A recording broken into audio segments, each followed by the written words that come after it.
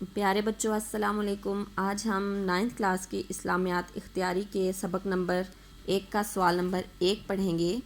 فضیلت قرآن کے بارے میں آپ کیا جانتے ہیں؟ تو یہ سوالات ہیں ہمارے صفحہ نمبر 6 پر، اور اس کا جواب میں آپ کو بتاتی ہوں۔ صفحہ نمبر 1 پر ہیڈنگ دی گئی ہے فضیلت قرآن۔ اللہ تعالیٰ اپنے بندوں پر بہت مہربان ہے۔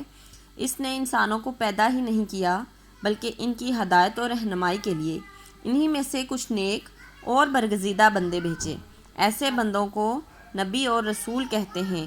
رسولوں پر اللہ تعالیٰ نے اپنی کتابیں نازل فرمائی ہیں اور ان کو دنیا سے رخصت ہو جانے کے بعد بھی لوگ اللہ تعالیٰ کی کتابوں سے ہدایت حاصل کرتے رہے ہیں۔ قرآن مجید وہ مقدس کتاب ہے جو اللہ تعالیٰ نے سید المرسلین خاتم النبیین حضرت محمد مصطفیٰ صلی اللہ علیہ وآلہ وسلم پر تھوڑی تھوڑی کر کے تقریباً 23 سال کے عرصے میں نازل کی۔ اللہ تعالیٰ کے مقرب فرشتے حضرت جبرائیل علیہ السلام قرآنی آیات لایا کرتے تھے۔ قرآن کریم اللہ تعالیٰ کی آخری کتاب ہے۔ جس طرح پیغمبروں میں حضرت محمد مصطفیٰ صلی اللہ علیہ وآلہ وسلم آخری پیغمبر ہیں کہ آپ صلی اللہ علیہ وسلم کے بعد نہ کوئی نبی آیا اور نہ آئے گا، اسی طرح قرآن مجید کے بعد نہ کوئی کتاب نازل ہوئی اور نہ ہوگی۔ قیامت تک آنے والے لوگوں کو قرآن مجید سے رہنمائی حاصل کرنی ہوگی۔ بیٹا حضرت محمد صلی اللہ علیہ وسلم آخری نبی ہیں اور اللہ تعالیٰ نے نبوت کا سلسلہ نبی پاک پر ختم کر دیا گیا ہے۔ اللہ تعالیٰ نے حضرت محمد صلی اللہ علیہ وآلہ وسلم کے بعد کوئی بھی نبی دنیا میں نہیں بھیجا۔ حضرت محمد صلی اللہ علیہ وآلہ وسلم سے پہلے بہت سے پیغمبر اس دنیا میں تشریف لائے اور چل دیے، لیکن نبی پاک صلی اللہ علیہ وسلم کی رہنمائی ہمارے لیے دنیا اور آخرت تک قائم رہے گی۔ اللہ تعالیٰ نے آپ صلی اللہ علیہ وسلم کو خاتم النبیین قرار دے دیا گیا ہے۔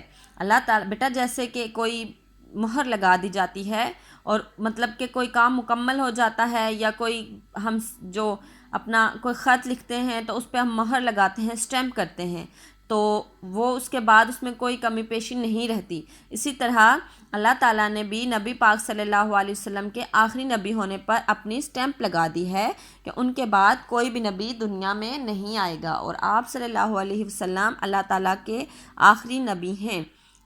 لفظ قرآن قرات سے بنا ہے جس کے معنی پڑھنے کے ہیں۔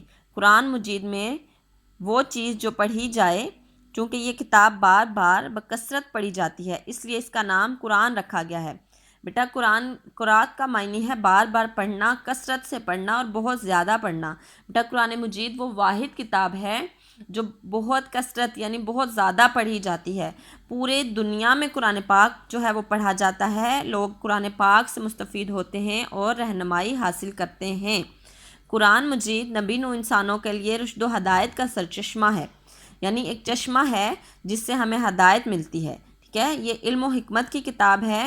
افراد و اقوام کی اصلاح کے لیے اس میں رہنما اصول بیان ہوئے ہیں جن پر عمل کر کے عرب قوم جو اس وقت تہذیب و تمدن سے نا آشنا تھی، مطلب تہذیب ان کو رہنے سہنے کے طریقے نہیں پتہ تھے، نا آشنا تھی، ان کو بالکل نہیں پتہ تھے، انسانیت کے لیے اعلیٰ اخلاق سے آراستہ ہوئی اور کیسر و کسرا کی شہنشاہیت کو ختم کر کے اسلام کا بول بالا کیا۔ قرآن کریم میں دنیا کی بہت سی قوموں کے عروج و زوال کی داستانیں بیان ہوئی ہیں جو رہتی دنیا تک اقوام عالم کے لیے درس عبرت بنی رہیں گی۔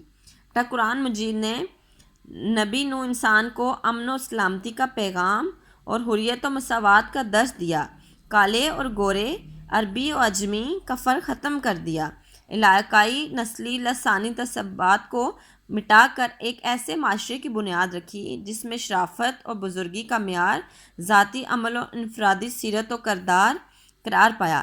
بیٹا قرآن مجید میں اور اسلام دین وہ واحد دین ہے جہاں کسی گورے کو کالے پر اور کسی کالے کو گورے پر کوئی فوقیت حاصل نہیں ہے، کوئی جو ہے اعلیٰ نہیں، کوئی چھوٹا نہیں، کوئی بڑا نہیں ہے، تمام لوگ یکساں اور برابر ہیں۔ حسب و نفس کی بنیاد پر معاشرے میں قائم شدہ امتیازات ختم کر کے شرافت اور عظمت کی بنیاد رکھی، صرف تقوی اور اللہ تعالیٰ کے خوف پر رکھی۔ بیٹا جو ہے کوئی بھی پہلے زمانے میں ایسا ہوتا تھا، جو زیادہ طاقتور ہوتا تھا وہ حکم چلاتا تھا، جو کم طاقتور ہوتا تھا یا جو امیر غریب کا بھی فرق ختم کیا۔ تو اسی طرح قرآن مجید میں تمام چیزوں کے بارے میں بتا دیا کہ کوئی بڑا نہیں، کوئی چھوٹا نہیں، اگر کچھ ہے تو اس کی بنیاد صرف تقوی ہے۔ قرآن مجید نے عدل اور بلاغ انصاف کا درس دیا، صرف اپنوں کے ساتھ ہی نہیں بلکہ غیروں اور دشمنوں کے ساتھ بھی۔ بیٹا اسلام وہ واحد دین ہے جس میں ہمیں یہ بات سکھائی جاتی ہے کہ کوئی جو ہے اگر ہمارے ملک میں کوئی ہندو، شیعہ، کرسچن یا کوئی بھی رہتا ہے تو ہم اس کی بھی عزت کریں۔ قرآن مجید نیکی، راست بازی، دیانتداری اور نرم گفتاری کا مبلغ ہے۔ اس نے اپنے حکام اور پیغامات کو نہایت مؤثر انداز میں پیش کیا ہے۔ عرب جن کو اپنی زبان دانی پر ناز تھا، عیش عیش کرنے لگے اور قرآن مجید کے بار بار چیلنج کے باوجود اس کے مقابلے میں ایک آیت بھی پیش نہ کر سکے۔ اس کے نزول کو 1400 سال کا طویل عرصہ گزر گیا، لیکن یہ کتاب ہر قسم کے رد و بدل سے محفوظ ہے۔ بیٹا جی اس سے قرآن پاک سے پہلے جتنی بھی کتابیں نازل کی گئی وہ آج اپنی اصلی حالت میں موجود نہیں ہیں، اور وقت اور حالات کے ساتھ ساتھ ان میں چینجنگز کی گئی، رد و بدل کی گئی، ان کو تبدیل کیا گیا۔ جیسے جیسے وقت گزرتا گیا اس کو زمانے کے مطابق بدلی کیا گیا ان کتابوں کو، لیکن قرآن مجید ایک ایسی واحد کتاب ہے جو اول سے لے کر آخر تک قیامت تک اپنی حالت میں موجود رہے گی اور آج تک موجود ہے، اور اس میں آج تک کوئی رد و بدل نہیں کی گئی، کیونکہ جو قرآن مجید وہ واحد کتاب ہے جس کی حفاظت کا ذمہ اللہ تعالیٰ نے خود لیا ہے۔ اس کا ایک لفظ پڑھنے سے، ایک حرف بلکہ ایک حرکت زمانہ نزول سے لے کر اب تک محفوظ ہے۔ بیٹا قرآن مجید کا ایک حرف پڑھنے سے ہمیں 10 نیکیاں ملتی ہیں، اور قرآن مجید کا ایک لفظ آج تک ہمارے لیے ویسے کہ ویسا ہی موجود ہے۔ اللہ نے اس کی حفاظت اپنے ذمہ لے لی ہے اور فرمایا اِنَّا نَحْنُ نَزَّلْنَا